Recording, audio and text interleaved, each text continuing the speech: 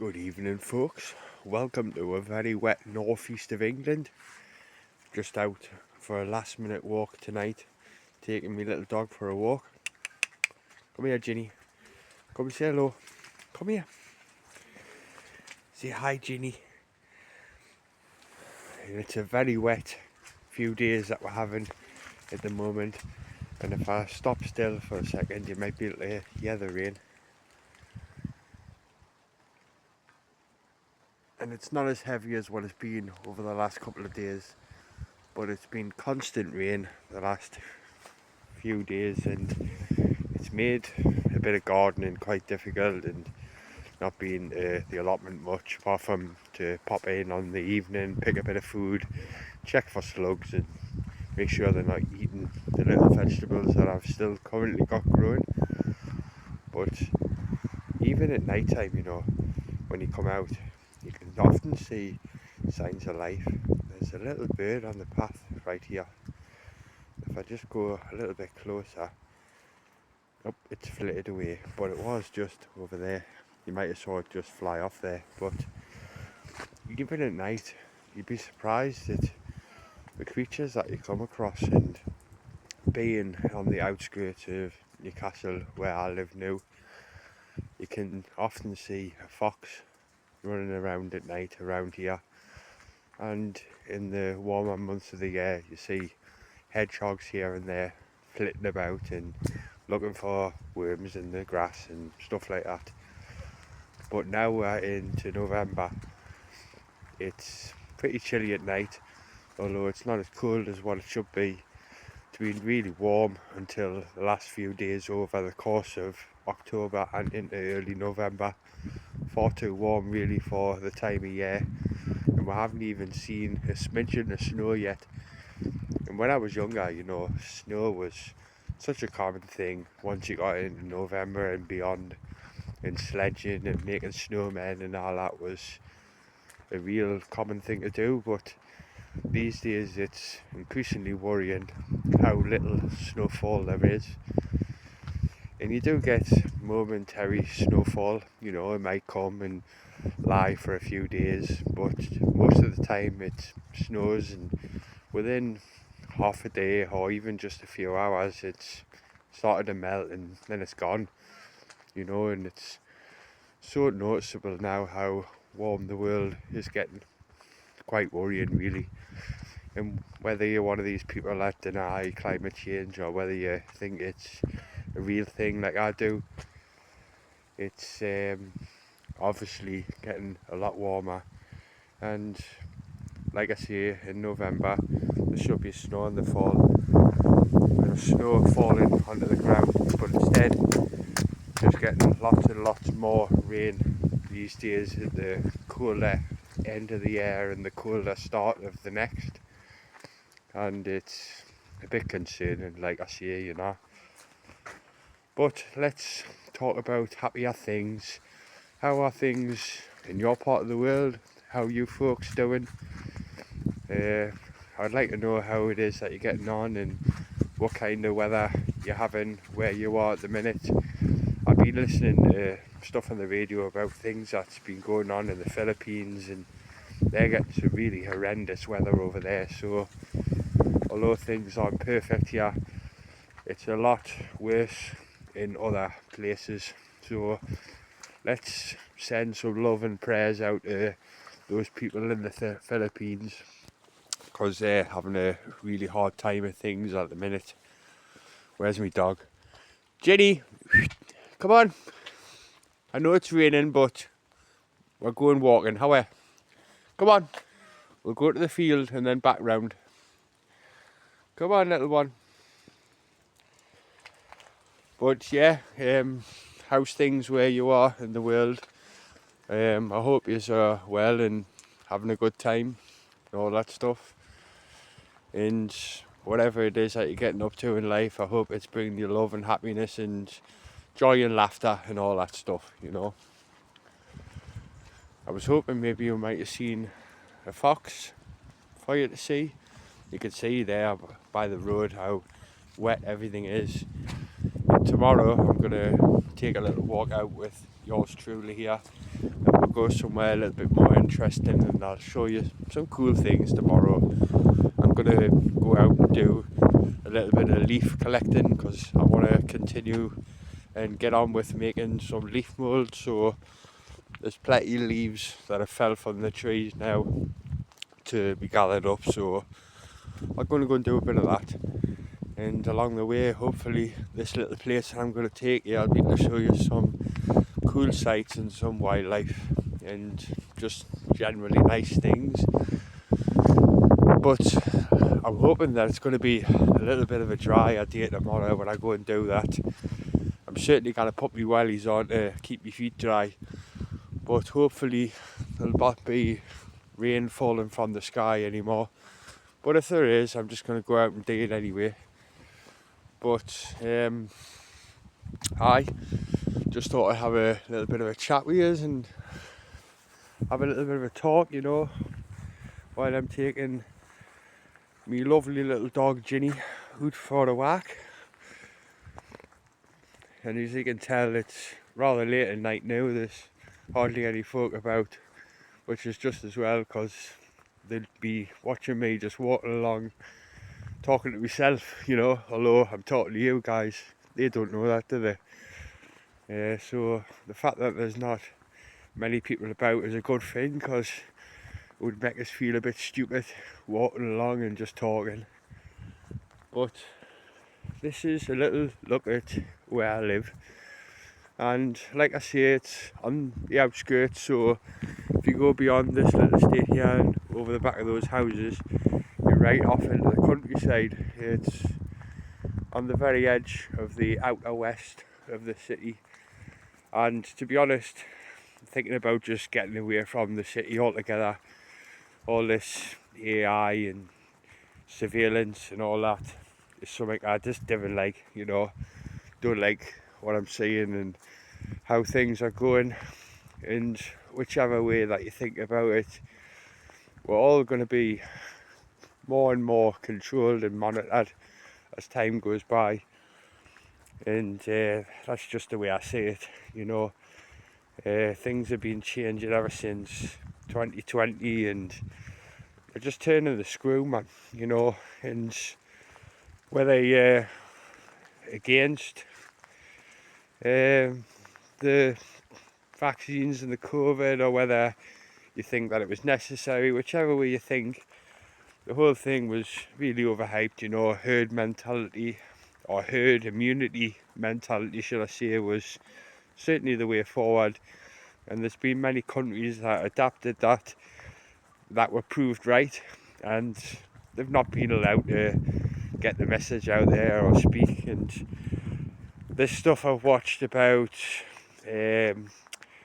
undertakers who are saying, look, you know, we're getting all these bodies in now, and they've got clots inside them, you know, and clots and things have changed in terms of what they're finding inside of the bodies when they're taking the arteries out and taking parts of the innards out to get them ready for the funeral part of the end of life, if you know what I mean. So these undertakers are saying something's not right here, you know. We've been doing this job for years and years, and we're finding things within people's bodies, blood clots and such like, that are just abnormal. And the authorities and the doctors and the police and loads of people that I've spoke to just don't want to talk about it, you know, just deny it. So although the virus itself was an actual thing, because people were catching it, but the numbers that they were coming up with, man, there's loads of people that I know, nurses and certain doctors, who were saying, look, you know, the numbers were filled with, and there was people who were killed in road accidents, and they were put down as a COVID death on many occasions, and loads of other people who died of certain illnesses, like people who died in nursing homes who had cancer, but the end of life they had a COVID test and they had it, so they were put down as a COVID death, and they just fiddled with the numbers, and then they ramped up the fear And there's, like I say, there's people out there who say this vaccine, it's done a lot of harm, and it's just kept hush, not talked about or anything. And I'll put a link to something I was watching the other day on the community page there, so you might want to go and have a little look at that and have a little listen to what this guy has to say and decide for yourselves what your viewpoint is based on just what this guy says alone, and I know that it's not going to change your mind, it's not going to change your way of thinking much at all, but the whole thing was massively over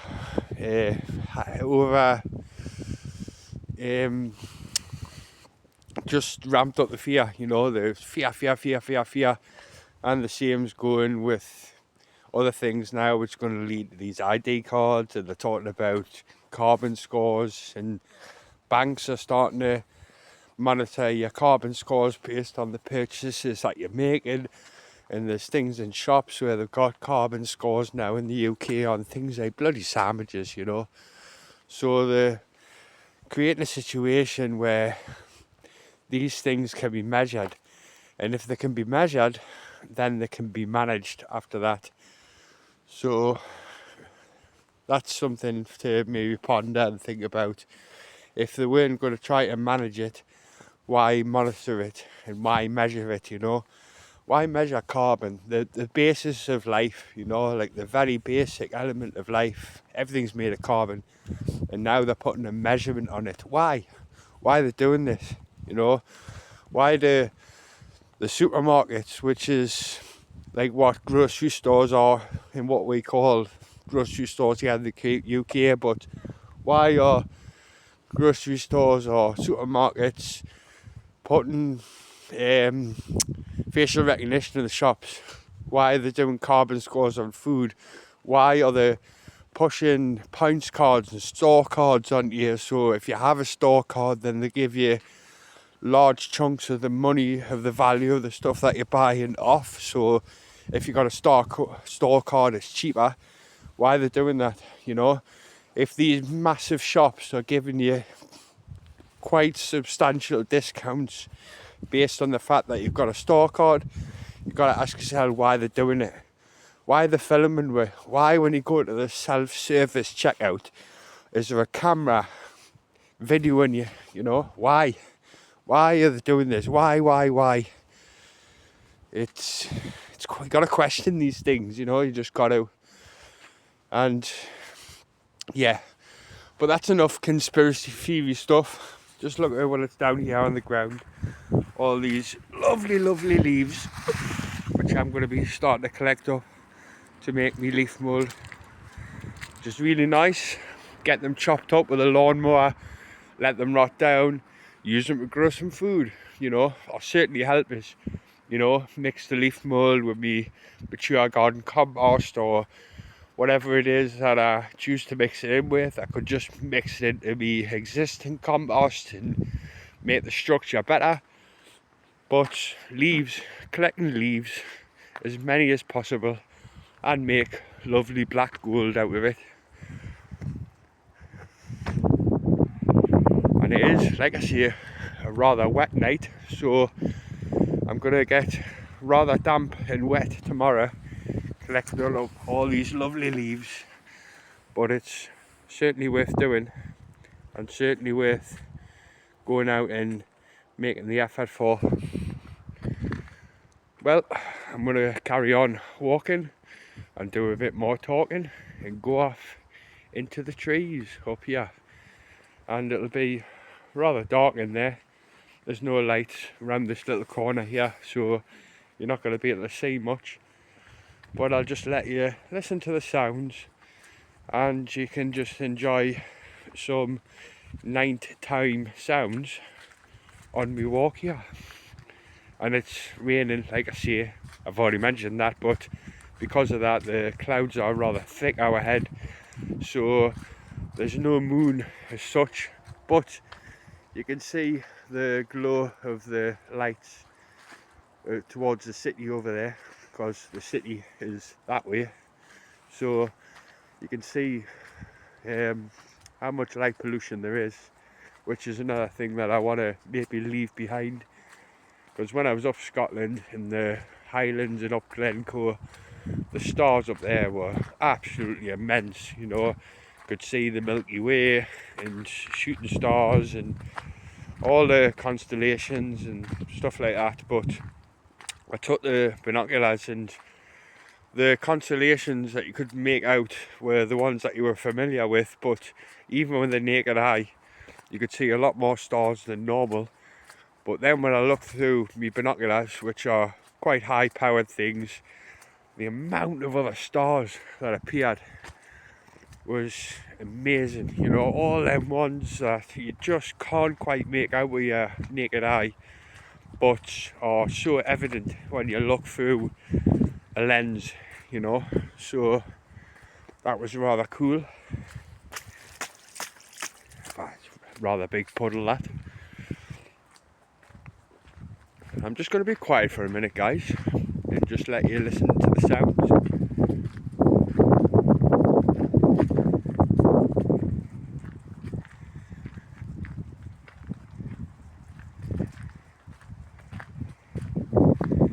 You know, earlier when I would first come out, even though it's night time, I could hear a bird singing. I really could.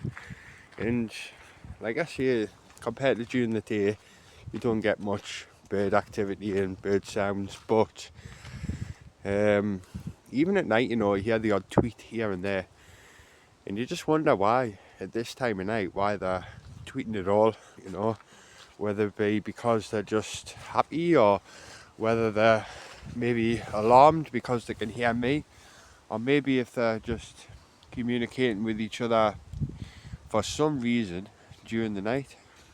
Who's to know, eh? Ginny, where are you?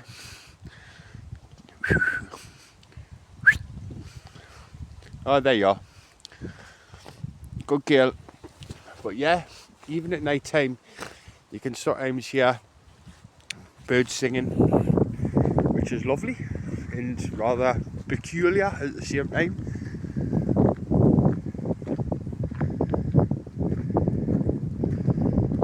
Well, I tell you, it is rather nippy tonight. Now that I'm holding the phone with one hand, the fingers on one hand are not freezing cold, but they feel a lot cooler than the fingers on the hand that's currently in my pocket. The camera's not doing justice what I'm seeing right here. All you can see there is some rather dark screen, but when I'm looking I can see the silhouette of all the trees against the orange type glow of the night sky with the street lights, but the camera's just not picking it up that well. Maybe if I hold it still, you can sort of make the trees out. Not very exciting, is it, I suppose? We'll be coming back towards some better light soon, so you'll probably see some more things when we just get around this corner and out of these trees. Some of the trees have even still got leaves on. For this time of year, that's crazy, you know. I've never known an autumn be so late as what it is this year, but we had a strange year. We had a very warm spring, warm April, warm May, boiling hot summer, and then late summer, early autumn came and rain arrived, and the rain arrived and then it went away, but there was enough that fell to the ground to really wet the ground and give it a nice soaking, and then the sunny warm weather come back and they just fooled the trees and put them into a situation where they've just held onto the leaves for so long.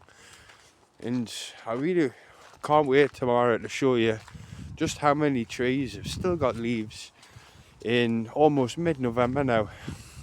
Coming close to mid-November next week. But for the trees to still have leaves on, some of them anyway, at this time of the year in the northeast of the UK or the northeast of England, it's just really, really unusual. just come to a big field here over there in a set of grass, but it's so wet underfoot and I haven't got the right footwear on for trudging through muddy grass, so I'm just going to head back home and go back into the streets where there's a little bit more light. And you never know, I might see the odd fox that you see running around here, or certainly get a glimpse of it anyway. Don't know if there's much chance of that tonight with it being such a wet night, but if a fox is hungry, I suppose it doesn't matter what the weather is, it'll be out anyway looking for some food. But yeah, back to what I was saying before, the world just now seems to be constantly pushing fear on everyone, you know, of all sorts of things, you know. Like there was a thing the other day in the UK that said since April this year they've accidentally let out 90 prisoners. Accidentally let out 90 prisoners. How do you do that then? You know, these people are tried, convicted, and then they'll be put onto a database and a computer system, given a number with their name, put into a cell, monitored and recorded, and to be released you would have to log into that computer system and then bring up the file of mentioned criminals, and then the computer would go alert, alert, alert, this person shouldn't be released yet, and it would flag up, wouldn't it? So how is this happening? How on earth have they released 90 prisoners since April and just made that mistake, you know? And if they have made that mistake and it's capable of that to happen, then surely it must have happened before. But now it's happening and they're telling you all about it and just going on and on and on about it and ramping up more fear regarding that, which is going to push on these identification cards.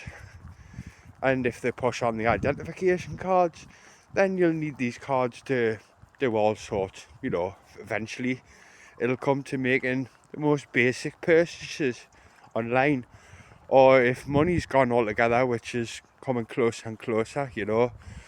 Bank machines now mostly charge you to take your own money out. Some don't, but a lot of them do. A lot of the banks have closed and paying by card is becoming more and more the norm.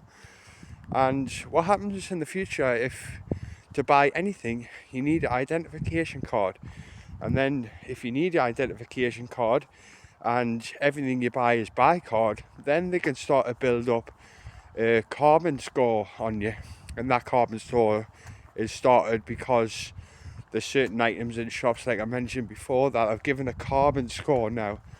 And who's to say in the future that it'll get to a point where the purchase will be denied because it'll be on a system how much carbon score you have got, and if you reach your limit, then they could say, nah, you can't buy that, Mr.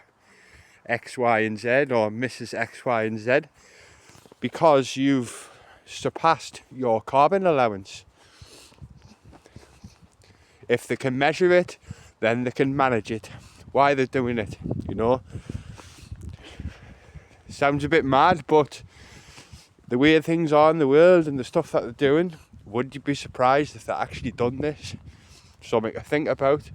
Just like it's something to think about the people that are coming out and saying that autopsies and undertakers are looking at bodies now and people who are dying and they've got these clots in them, and they'll show you on this little video that I'll put on my community page about these clots, and they say they look like calamari, big lumps of clots, and it's all in vaccinated people, you know. Like these undertakers are asking the families, has this person been vaccinated? Yes. And every single occasion when they're finding these clots, it's all in these vaccinated people, and it's being played down. It's not being talked about, being kept hush, you know. All these people that are speaking out are not allowed to talk and speak and share their findings, and it's real and it's out there. And virus or not, this experimental vaccination, the way I see it, is very dangerous, and it'll not surprise you for us to say I didn't have it. Was never gonna. No chance. Not when it was pushed on with so hard, without any proper testing or anything like that. The virus come out, and then within 2 years they were rolling out, or less than 2 years even, they were rolling out these vaccines to all these people in the country, and they demonised anyone who said no, and you got to think as well, right? At the time, this is just a few examples, at the time they said no one must go out. Not that I listened, I went out anyway, went to my allotment, went to work, did what I like, saw my friends, wore no mask, was never going to, because a bit of cloth and a mask, you ain't got to do shit, But they said, stay in the house, don't go out. And then, so far through it, they were saying, clap for the nurses and the doctors. So every night, at a certain time, everyone went to the door in the street, all at the same time, opened the doors, even though they're all meant to be staying in, and clapped, and cheered and whistled and all that. Cheering and laughing and whistling and clapping into the street, right next to everyone else, all at the same time. Now, if you live in a street like mine, where the houses are adjacent but the doors are separate, and then the other houses are across the street, then yeah. But what about the people that live in terrace streets? Or what about the people that live in upstairs, downstairs flats that were once a house, but now there's a door to the upstairs and a door to the downstairs? Because a lot of the time in those houses, the doors are right next to each other.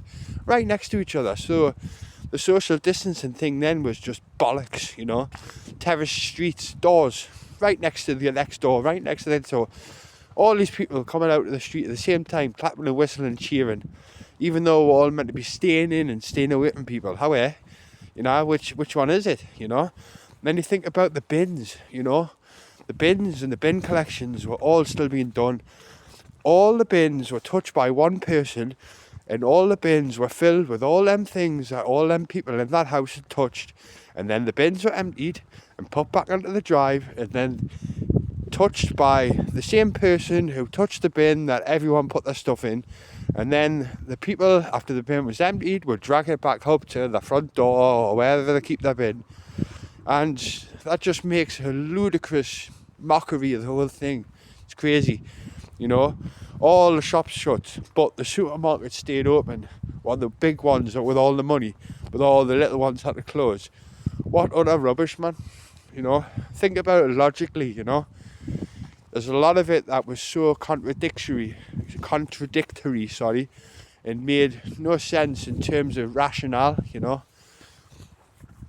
And that's it for the night, folks. I hope you enjoyed the little walk, and I'll show you some really cool things soon, and show you a bit of my garden and a bit of my life, and some wildlife walks outside, all that kind of stuff. But for now,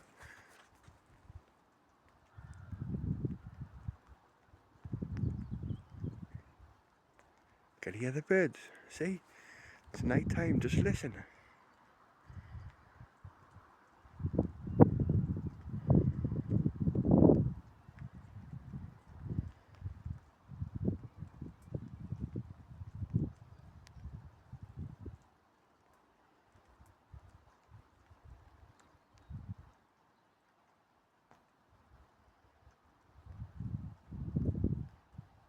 I don't know if you can hear them, but I can hear birds in the distance tweeting away. Just hold it there for a minute and see if we can hear some more.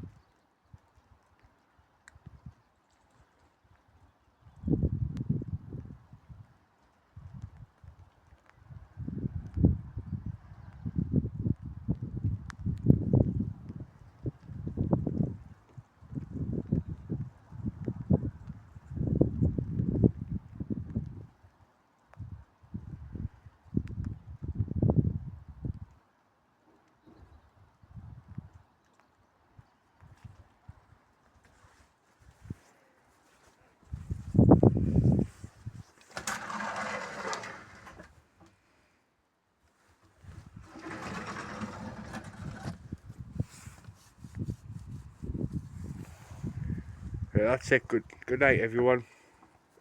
Nice to talk to you. Catch you again soon. Go on, Ginny. In you go. Good girl. Bye, guys.